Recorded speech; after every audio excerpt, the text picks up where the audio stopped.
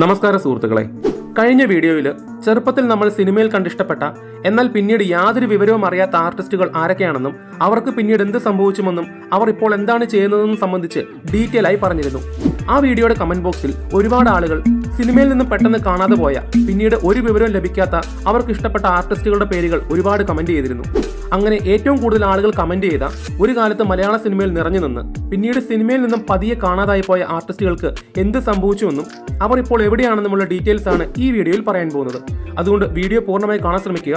അതോടൊപ്പം നിങ്ങളുടെ അഭിപ്രായങ്ങൾ കമന്റ് ബോക്സിൽ രേഖപ്പെടുത്തുകയും ചെയ്യുക.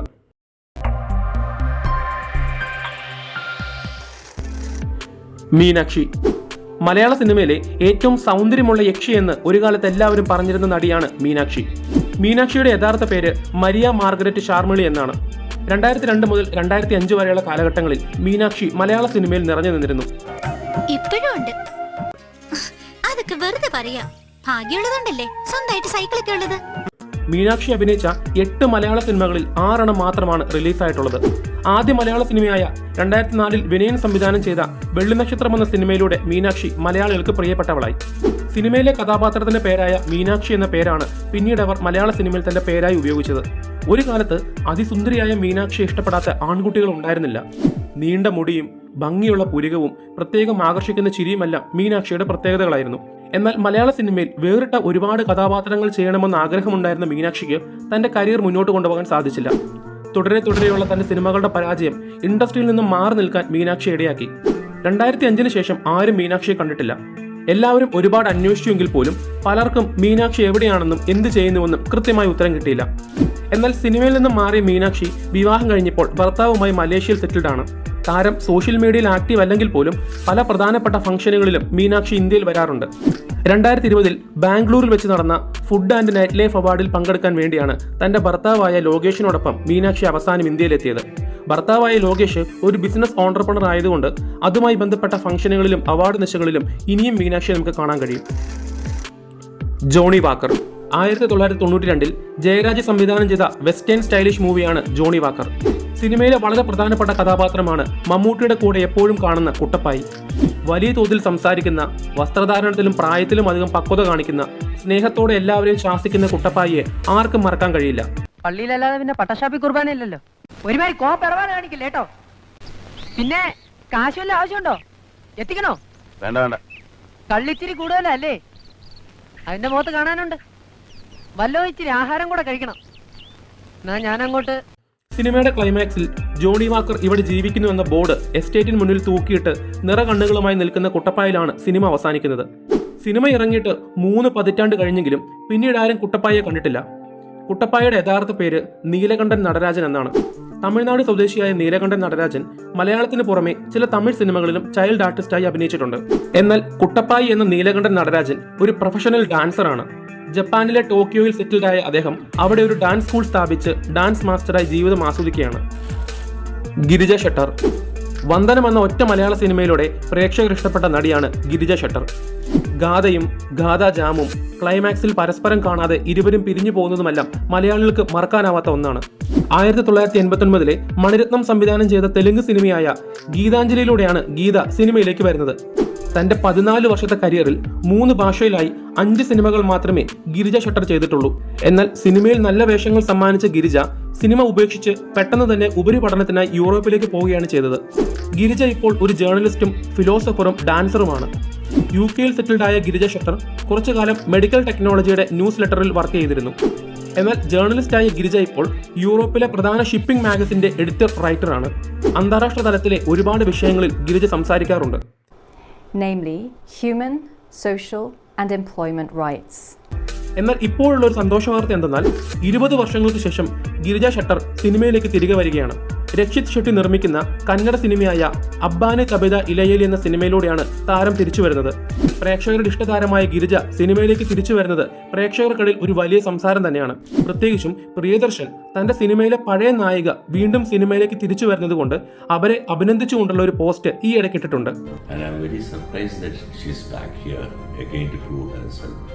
ഗിരിജയുടെ പുതിയ കന്നഡ സിനിമ 2024 റിലീസാവുകയാണ്. കുറച്ചു വർഷങ്ങളിലായി താരം സോഷ്യൽ മീഡിയയിൽ ആക്റ്റീവാണ്. 2 പതിറ്റാണ്ട് കഴിഞ്ഞ് സിനിമയിലേക്ക് തിരിച്ചു വരുന്നത് കൊണ്ട് ഒരുപക്ഷെ ഗിരിജ ഷെട്ടർ മലയാള സിനിമയിലേക്ക് ഇനിയും വരുമെന്ന് നമുക്ക് പ്രതീക്ഷിക്കാം. ശ്രീജ. ശാരദയ്ക്ക് ശേഷം മലയാള സിനിമ കണ്ട ഏറ്റവും ഐശ്വര്യമുള്ള നടി എന്നാണ് പല സംവിധായകന്മാരും ശ്രീജയെ ഒരു കാലത്ത് വിശേഷിപ്പിച്ചത്. 1982 മുതൽ 94 വരെയുള്ള കാലഘട്ടങ്ങളിൽ മലയാള സിനിമയിൽ വേറിട്ട ഒട്ടനവധി കഥാപാത്രങ്ങൾ ശ്രീജ ചെയ്തിരുന്നു. നായികയായും സഹനടിയായും ക്യാരക്ടർ ആർട്ടിസ്റ്റായും ഒരുപാട് നല്ല സിനിമകളിൽ നമ്മൾ ശ്രീജയെ കണ്ടിട്ടുണ്ട്. മഴവിൽ കാവടിയിലെ ജയറാമിന്റെ അനുജത്തിയായും, ചെറിയ ലോകവും വലിയ മനുഷ്യരിലെ നായികയായും, ഇന്ദ്രജാലത്തിലെ കുഞ്ഞിക്കിളിയെ കൂടെവിടെ എന്ന പാട്ടിൽ ലാലേട്ടന്റെ നായികയായും ശ്രീജ തിളങ്ങിയിരുന്നു. തന്റെ 10ാമത്തെ വയസ്സിൽ ചൈൽഡ് ആർട്ടിസ്റ്റായിട്ടാണ് ശ്രീജ മലയാള സിനിമയിലേക്ക് വരുന്നത്. പിന്നീട് 12 വർഷങ്ങളിലായി 26ഓളം സിനിമകൾ തമിഴിലും മലയാളത്തിലുമായി ശ്രീജ ചെയ്തിട്ടുണ്ട്. മലയാളത്തിലെ ആദ്യത്തെ ടെലി സീരിയലായ ഒരു പൂ വിരിയുന്നു എന്ന ദൂരദർശന്റെ പ്രോഗ്രാമിലും ശ്രീജ അഭിനയിച്ചിരുന്നു. ദൂരദർശനും യൂണിസെഫും ചേർന്ന് ഒരുമിച്ചായിരുന്നു ആ ഒരു പ്രോഗ്രാം പ്രൊഡക്ഷൻ ചെയ്തിരുന്നത്. എന്നാൽ ശ്രീജ നല്ല നിലപാടുള്ള നടിയായിരുന്നു. ഒരുപാട് പണവും പ്രശസ്തിയും നേടിയെടുക്കാനുള്ള ഓഫറുകൾ തന്റെ ചെറുപ്പകാലത്ത് തന്നെ സിനിമയിൽ വന്നിട്ടും അതെല്ലാം വേണ്ട എന്ന് വെച്ച് ശ്രീജ തന്റെ നിലപാട് വ്യക്തമാക്കിയിരുന്നു. എന്തിനേറെ പറയാൻ, ഭരതൻ സംവിധാനം ചെയ്ത വൈശാലി എന്ന സിനിമയിൽ വൈശാലി എന്ന ദേവദാസി പെൺകുട്ടിയായി ആദ്യം ഓഫർ വന്നത് ശ്രീജയ്ക്കായിരുന്നു. എന്നാൽ ശരീരഭാഗങ്ങൾ പ്രദർശിപ്പിച്ചുകൊണ്ടുള്ള ഇന്റിമേറ്റ് സീനുകളിൽ താൻ അഭിനയിക്കില്ല എന്ന് ശ്രീജ അപ്പോഴേ ഉറപ്പിച്ചു പറഞ്ഞിരുന്നു. വൈശാലി പോലുള്ള വലിയ ഓഫർ തള്ളിക്കളഞ്ഞ ശ്രീജയെ ആ സമയത്ത് മിക്കവരും കുറ്റപ്പെടുത്തിയിരുന്നു. എന്നാൽ അതിലൊന്നും ശ്രീജയ്ക്ക് യാതൊരു കുറ്റബോധമില്ലായിരുന്നു. തന്റെ കരിയറിന്റെ അവസാന നാളിൽ അഭിനയിച്ച തമിഴ് സിനിമയായ സെവന്തിയിലെ നായകനായ സന്താന പാണ്ഡ്യനെ പ്രണയിച്ച് വിവാഹം കഴിച്ച ശേഷം ശ്രീജ സിനിമയിൽ നിന്നും മാറി നിന്നു. ശ്രീജ ഇപ്പോൾ ചെന്നൈയിൽ സെറ്റിൽഡ് ആണ്. തനിക്ക് എപ്പോഴും കുടുംബജീവിതമാണ് പ്രാധാന്യമെന്നും ആ ഒരു റോളിൽ താൻ സന്തോഷവതിയാണെന്നും ശ്രീജ പറയുന്നുണ്ട്. എൻ്റെ പ്രയോറിറ്റി വന്ന ഫാമിലിക്കായിരുന്നു. അപ്പം എൻ്റെ ചോയ്സ് അതല്ലേ. എനിക്ക് ബിഹൈൻഡ് ദ ക്യാമറ നിന്നിട്ട് മറ്റുള്ളവർ അഭിനയിക്കണ കാണുക, ഡാൻസ് ചെയ്യണ കാണുക, പാടുക, അതിലാണ് എൻ്റെ ഹാപ്പിനെസ് എനിക്ക് കൂടുതൽ സന്തോഷം കൊടുക്കുന്നത്. ശ്രീജയും ശ്രീജയുടെ നിഷ്കളങ്കമായ ചിരിയുള്ള മുഖവുമെല്ലാം ഇന്നും മലയാളി ഓർത്തിരിക്കുന്നുണ്ട്. 2004 മലയാള സിനിമയിലേക്ക് വന്ന നായികയായ പത്മപ്രിയയെ ആ കാലഘട്ടത്തിൽ ശ്രീജയെ പോലെ മുഖസാദൃശ്യമുള്ള കുട്ടി എന്നാണ് പലരും വിശേഷിപ്പിച്ചത്. സിനിമയിൽ നിന്നും മാറിയിട്ട് 30 വർഷമായെങ്കിലും ഇന്നും മലയാളികൾ ഇഷ്ടപ്പെടുന്ന ഒരു നടിയാണ് ശ്രീജ. മാസ്റ്റർ പ്രക്ഷോഭ്. കാതോട് കാതോരം എന്ന സിനിമയിലെ മമ്മൂട്ടിയുടെ കൂടെ എപ്പോഴും നടക്കുന്ന കുട്ടനെ നമ്മൾ മറന്നിട്ടുണ്ടായിരിക്കില്ല. നിഷ്കളങ്കമായ പുഞ്ചിരിയോടുകൂടി സംസാരിക്കുന്ന കുട്ടന്റെ മുഖം ഇന്നും നമ്മുടെ മനസ്സിലുണ്ട്. ഈ അപ്പൂപ്പൻ താടി എന്ന് പറയുന്നത് അപ്പൂപ്പന്റെ താടിയാ? അതെ മോനെ. 1980 കാലഘട്ടങ്ങളിലെ 20ലധികം സിനിമകളിൽ ചൈൽഡ് ആർട്ടിസ്റ്റായി അഭിനയിച്ച വ്യക്തിയാണ് മാസ്റ്റർ പ്രക്ഷോഭ്. ഭരതന്റെ കാറ്റത്തെ കിളിക്കുള്ളിൽ തുടങ്ങി രാജാവിന്റെ മകൻ, ആൾക്കൂട്ടത്തിൽ തനിയെ, അനുബന്ധം, വിവാഹിതരെ ഇതിലെ, ഉണ്ണികളെ ഒരു കഥ പറയാൻ തുടങ്ങി ഒരുപാട് സംവിധായകരുടെ സൂപ്പർ ഹിറ്റ് സിനിമകളിൽ മാസ്റ്റർ പ്രക്ഷോഭ് അഭിനയിച്ചിട്ടുണ്ട്. രാജാവിന്റെ മകനിലെ രാജ്മോനെ ആരും മറക്കാനിടയില്ല. ആൾക്കൂട്ടത്തിൽ തനിയെ എന്ന സിനിമയ്ക്ക് സംസ്ഥാന സർക്കാരിന്റെ മികച്ച ചൈൽഡ് ആർട്ടിസ്റ്റിനുള്ള അവാർഡ് അദ്ദേഹം നേടിയെടുത്തിട്ടുണ്ട്. അങ്ങനെ ഒരുപാട് സിനിമകളിൽ ചൈൽഡ് ആർട്ടിസ്റ്റായ മാസ്റ്റർ പ്രക്ഷോഭിനെ പിന്നീട് ആരും കണ്ടിട്ടില്ല. കഴിഞ്ഞ വീഡിയോയുടെ കമന്റ് ബോക്സിൽ ഏറ്റവും കൂടുതൽ ആളുകൾ അറിയാൻ ആഗ്രഹിച്ച ഒരു ആർട്ടിസ്റ്റ് മാസ്റ്റർ പ്രക്ഷോഭ് ആയിരുന്നു. എന്നാൽ ഒരു കാലഘട്ടത്തിൽ ക്യാമറയുടെ മുൻപിൽ നിന്ന മാസ്റ്റർ പ്രക്ഷോഭ് ഇപ്പോൾ ക്യാമറ കയ്യിൽ പിടിക്കുകയാണ്. മാസ്റ്റർ പ്രക്ഷോഭ് ഇപ്പോൾ ഒരു പ്രൊഫഷണൽ വൈൽഡ് ലൈഫ് ഫോട്ടോഗ്രാഫറാണ്. ഫോട്ടോഗ്രാഫിയോടുള്ള പാഷൻ മൂലം ബാങ്ക് ജോലി വിട്ട് അദ്ദേഹം വൈൽഡ് ലൈഫ് ഫോട്ടോഗ്രാഫി തന്റെ കരിയറായി ചൂസ് ചെയ്തു.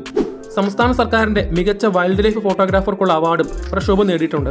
തനിക്ക് 4 വയസ്സുള്ളപ്പോഴാണ് അച്ഛന്റെ സുഹൃത്തായ ബാലൻ കെ നായർ കാറ്റത്തെ കിളിക്കൂടിലേക്ക് മാസ്റ്റർ പ്രക്ഷോഭിനെ ക്ഷണിക്കുന്നത്. സിനിമയിൽ നിന്ന് മാറി 3 പതിറ്റാണ്ടുകൾക്ക് ശേഷം വൈൽഡ് ലൈഫ് ഫോട്ടോഗ്രാഫി എന്ന തന്റെ കരിയർ കണ്ടിന്യൂ ചെയ്യുകയാണ് മാസ്റ്റർ പ്രക്ഷോഭ്. താരം സോഷ്യൽ മീഡിയയിലും ആക്റ്റീവാണ്. കാക്കോത്തിക്കാവിലെ അപ്പൂപ്പൻ താടികൾ. 1988 ഫാസിലിന്റെ തിരക്കഥയിൽ കമൽ സംവിധാനം ചെയ്ത സിനിമയാണ് കാക്കോത്തിക്കാവിലെ അപ്പൂപ്പൻ താടികൾ. 80കളിലും 90കളിലും ജനിച്ചവർക്ക് ഈ സിനിമയും ഈ സിനിമയുടെ പാട്ടുകളും എത്രത്തോളം നൊസ്റ്റാൾജിയാണെന്ന് പ്രത്യേകം പറയേണ്ടതില്ല. പ്രത്യേകിച്ചും കണ്ണാൻ തുമ്പി പോരാമോ എന്നുള്ള പാട്ട് റേഡിയോയിലും ചിത്രഗീതത്തിലുമൊക്കെ നമ്മൾ ഒരുപാട് കേട്ടിട്ടുള്ളതാണ്. സിനിമയിലെ വളരെ പ്രധാനപ്പെട്ട ഒരു കഥാപാത്രമായിരുന്നു മുരളി എന്ന സ്കൂൾ കുട്ടി. വളരെ മോശം അവസ്ഥയിൽ ജനിച്ച് മറ്റുള്ളവരുടെ പരിഹാസം ഒരുപാട് സഹിച്ച് സ്കൂളിൽ നിന്നും മാറി കാക്കോത്തിയുടെ കൂടെ സുഹൃത്തായി മാറുന്ന മുരളി. അംബിക അവതരിപ്പിച്ച വത്സല ടീച്ചർ സ്നേഹത്തോടെ ശാസിക്കുന്ന മുരളിയെല്ലാം ഇന്നും നമ്മൾ ഓർക്കുന്നുണ്ട്. എന്ത് സമ്മാനം? ആദ്യം കൂട്ടാന്ന് പറ. ആദ്യം കാണിക്കാം. കൂട്ടാണെന്ന് പറഞ്ഞാ കാണിക്കാം. കഴിഞ്ഞ വീഡിയോയുടെ കമന്റ് ബോക്സിൽ കാക്കോത്തിക്കാവിലെ മുരളിയെക്കുറിച്ചും ആളുകൾ ഒരുപാട് ചോദിച്ചിരുന്നു. മുരളിയുടെ യഥാർത്ഥ പേര് കിരൺ വർഗീസ് എന്നാണ്. കാക്കോത്തിക്കാവ് മാത്രമല്ല, അഥർവം എന്ന സിനിമയിലും കിരൺ വർഗീസ് ബാലതാരമായി അഭിനയിച്ചിട്ടുണ്ട്. ഈ 2 സിനിമകൾ മാത്രം ചെയ്ത ശേഷം അദ്ദേഹം പഠനത്തിൽ ശ്രദ്ധ കേന്ദ്രീകരിച്ചു. സിംഗപ്പൂരിൽ ഉപരിപഠനം കഴിഞ്ഞ് ഇപ്പോൾ അദ്ദേഹം ഡെലോയിഡിന്റെ സൗത്ത് ഏഷ്യൻ റീജിയന്റെ ഫൈനാൻഷ്യൽ അഡ്വൈസർ ഹെഡായി ഇന്തോനേഷ്യയിൽ കുടുംബസമേതം സെറ്റിൽഡ് ആണ്. ക്ഷണക്കത്ത്. 1990-ൽ TK രാജീവ് കുമാർ സംവിധാനം ചെയ്ത സിനിമയാണ് ക്ഷണക്കത്ത്. സിനിമ ബോക്സ് ഓഫീസിൽ ഒരു വലിയ പരാജയമായിരുന്നെങ്കിലും സിനിമയിലെ പാട്ടുകളെല്ലാം ഹിറ്റായിരുന്നു. സംഗീത സംവിധായകൻ ശരത്തിന്റെ ആദ്യത്തെ സിനിമയായിരുന്നു ക്ഷണക്കത്ത്. ആകാശദീപമെന്നും മംഗളങ്ങൾ അരുളും എന്നീ പാട്ടുകളെല്ലാം ഇന്നും പ്രേക്ഷകരുടെ ഫേവറേറ്റ് ആണ്. സിനിമ കണ്ട് ആരും മറക്കാത്തൊരു വ്യക്തിയാണ് സിനിമയിലെ നായിക. പാർവതി അഥവാ പമ്മു എന്ന പേരിലാണ് നായിക സിനിമയിൽ അഭിനയിച്ചത്. ചുരുണ്ട മുടിയുള്ള, അധികം ആരോട് സംസാരിക്കാത്ത, ഒടുവിൽ നഷ്ടപ്രണയത്തെ ഓർത്ത് ജീവൻ വെടിയുന്ന നായികയെ നമ്മൾ ആരും പെട്ടെന്ന് മറക്കില്ല. ക്ഷണക്കത്ത് എന്ന സിനിമയ്ക്ക് ശേഷം പിന്നീട് ആരും ആ നായികയെ മറ്റൊരു സിനിമയിലും കണ്ടിട്ടില്ല. ഒരുപാട് കാലങ്ങളിലായി നമ്മൾ അന്വേഷിച്ചെങ്കിലും പലർക്കും നായിക എവിടെയാണെന്നോ എന്താണെന്നുള്ള വിവരം ലഭിച്ചിട്ടില്ല. നായികയുടെ യഥാർത്ഥ പേര് പാർവതി എന്നാണ്. എന്നാൽ സിനിമയിൽ വന്നപ്പോൾ പാർവതി എന്ന പേരുള്ള വേറൊരു നടി സിനിമയിലുള്ളതിനാൽ പാർവതി എന്ന പേര് മാറ്റി ആതിര എന്ന പേരാക്കുകയായിരുന്നു ചെയ്തത്. ആതിര എന്ന പാർവതി ക്ഷണക്കത്തിന് ശേഷം പൂർണ്ണമായി സിനിമയിൽ നിന്ന് വിട്ടുമാറി. പാർവതി ഇപ്പോൾ തിരുവനന്തപുരത്ത് വിവാഹം കഴിഞ്ഞ് കുടുംബസമേതത്തോടു കൂടി സന്തോഷത്തോടെ കഴിയുകയാണ്. ഇത്തരത്തിൽ പറയാൻ വിട്ടുപോയ, ഒരു കാലത്ത് നിങ്ങൾക്ക് ഇഷ്ടപ്പെട്ട, ഇപ്പോൾ നിങ്ങൾ എവിടെയാണെന്ന് അറിയാൻ സാധിക്കാത്ത മറ്റ് ആർട്ടിസ്റ്റുകൾ ഉണ്ടെങ്കിൽ അവരുടെ പേരുകൾ കമന്റ് ബോക്സിൽ രേഖപ്പെടുത്തുക. അതുകൂടാതെ ചാനൽ സബ്സ്ക്രൈബ് ചെയ്യുന്ന കാര്യം ഒന്ന് പരിഗണിക്കുക. അപ്പോൾ അടുത്തൊരു വീഡിയോ വരുന്നത് വരെ ബൈ.